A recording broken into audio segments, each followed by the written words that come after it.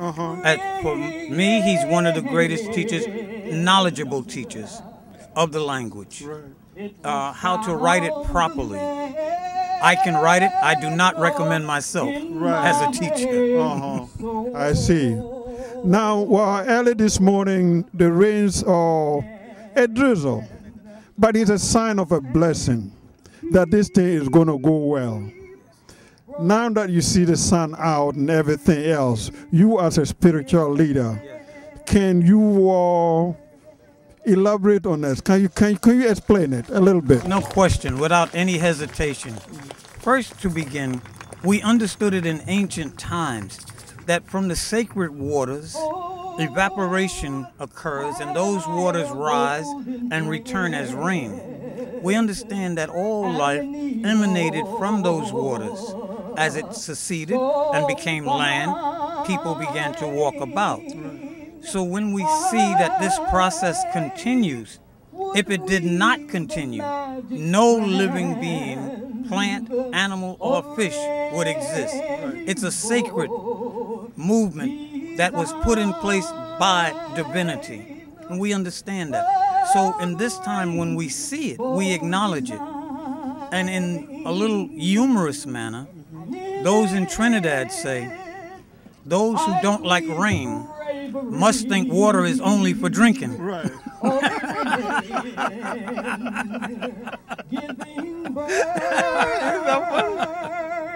So we recognize it's part of the process. It's a necessary part of the process. Okay. But if it was sunny every day and bright and dry, this would not be in divine order. No, it must be a part of the total. Yes.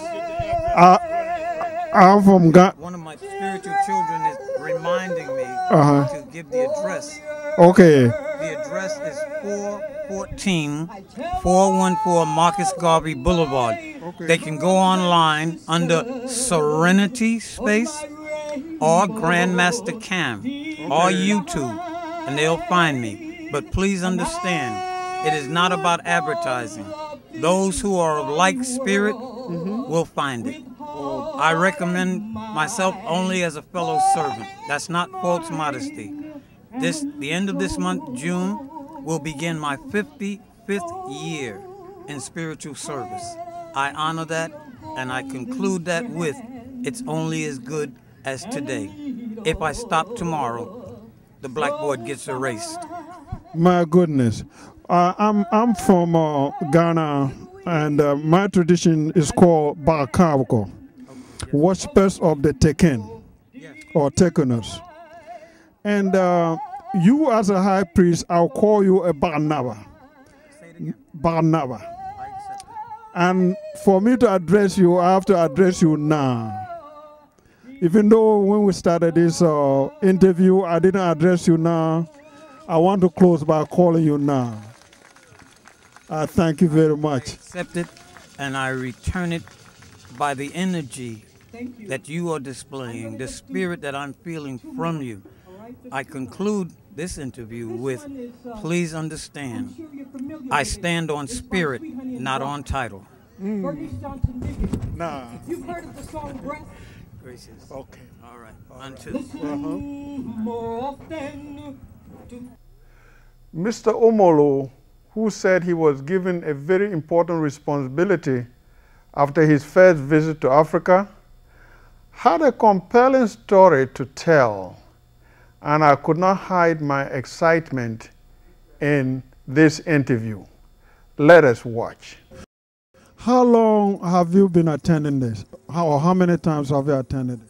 Well, you know, this is the 23rd annual one, and I, in particular, am extremely appreciative of my mother, who was a sorority sister to one of the founders of this traditional tribute, a mama named Mary Umalu. They were both in the National Sorority of Phi Delta Kappa Beta chapter right here in New York City, a collection of African-American women into tradition of education. Some of them were guidance counselors, teachers, principals, assistant principals, professors, all in education. Director of guidance for Brooklyn, New York was the Basilisk. So all of the mamas that raised me up were in the tradition of education. Mama Mary Umalu was in charge of the communications department at Medgar Evers University for a long time. She married a Nigerian brother, which is how she got the name Umalu. So I was raised up in this tradition. So when my mother sent me to the African continent as an 8-year-old boy, you know, the spirit of Africa can touch you. And it touched my little heart. And I was clear who I was and who I am in the world. So when it came time for me as an adult to go back home, the first time I went to East Africa, I went to Kenya, Uganda, and Tanzania. When I was an adult, I went back to Kemet, now renamed Egypt by the Greeks and the Romans. And then I went to Ghana in West Africa. And while I was in Ghana, we had the beautiful experience of being hosted by the Ghanaian people. And they took us to a place called Cape Coast in Elmina. There were 2 slave dungeons where Africans were tortured and enslaved, captured and kidnapped. Free people walking down the street like you and me. Can you imagine your daughter, your son, they don't come home, you look at your watch, you're like, oh my goodness, what time is it? How come they haven't come? Someone has kidnapped them, put them in this castle, enslaved, in chains. You don't know any word. No one tells you what happened. You can't find out. And then they ease them out of this door of no return into a ship. They can't bathe. They can't use the bathroom. They defecate, feces on themselves. The little girls are having their menses on them. And then they showed us in Elmina Castle something very interesting, brother. There was a Christian church inside of the slave dungeon. And he said on a brass plaque that the governor was a good man. Architected into the building in Elmina was a passageway between the governor's bedroom and the girl's dungeon. No matter what the age, it could be a little girl prepubescent, she would be forced to come to his quarters. And if she refused him, they had a post that would hang over the courtyard where they would hang the little girl. And she would die. And then they would bring all of the slaves into the courtyard to see what they had done to those who had resisted his advances. So these things I saw as an adult. And I said, oh, okay. So the ancestors surrounded me. And they said, you have come home still remembering that you are an African. We have a special assignment for you when you get back. But they didn't tell me what it was. Okay. Maybe this is the assignment today. So the assignment that they gave me when I returned was to pour the libation every year on behalf of those ancestors who went out of that door of no return. And I have been pouring it ever since. A great responsibility.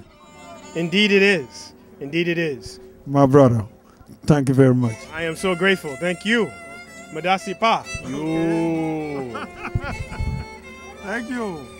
Thank you. All right.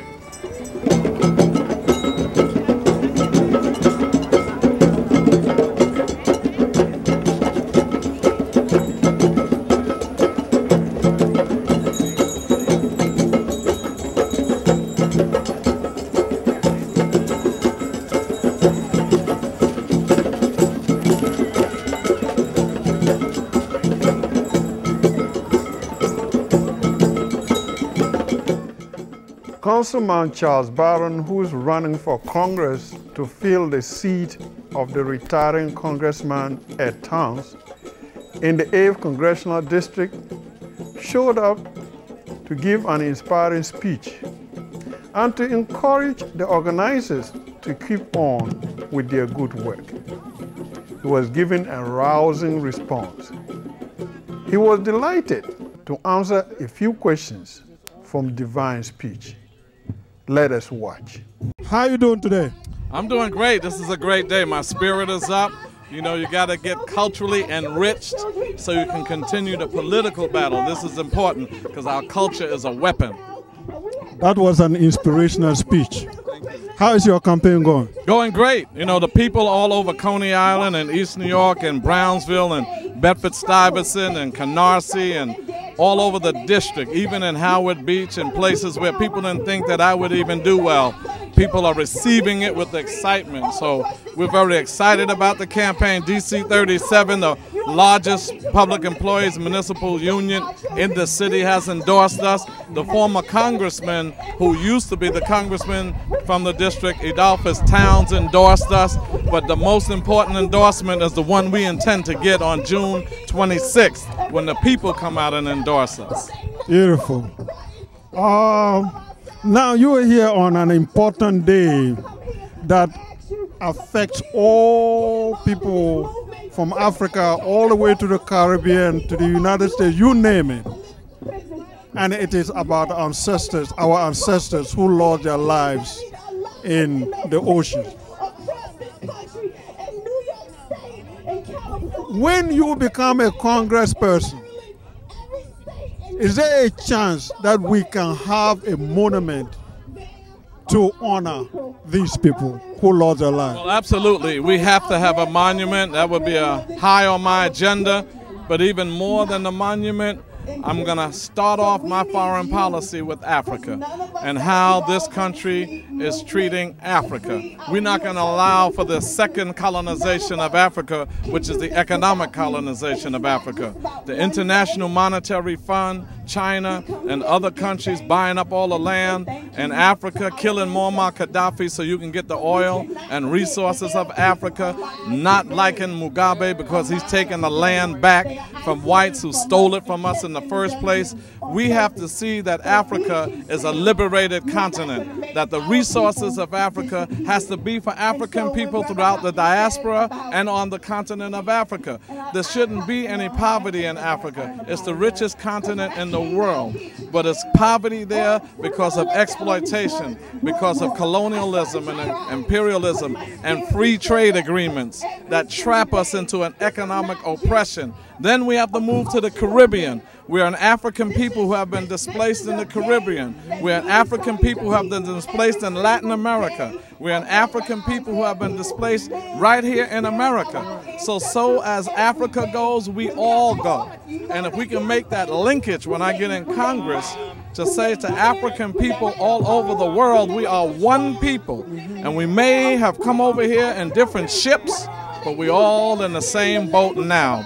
And the blood that binds us is thicker than the waters that divide us. How do you grade the African Union, especially on their vote to enforce a no-fly zone over Libya?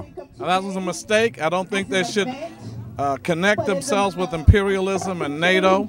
They should have supported their brother, and whatever differences we have, that's for the African family to resolve, not for NATO. No leader is perfect.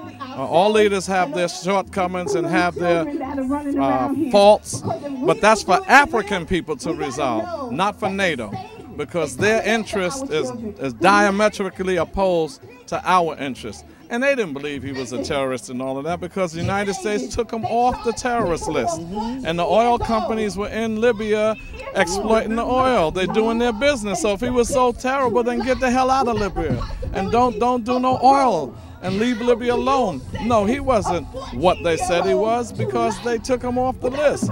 They did that to justify the expansion into Northern Africa so they can take the riches.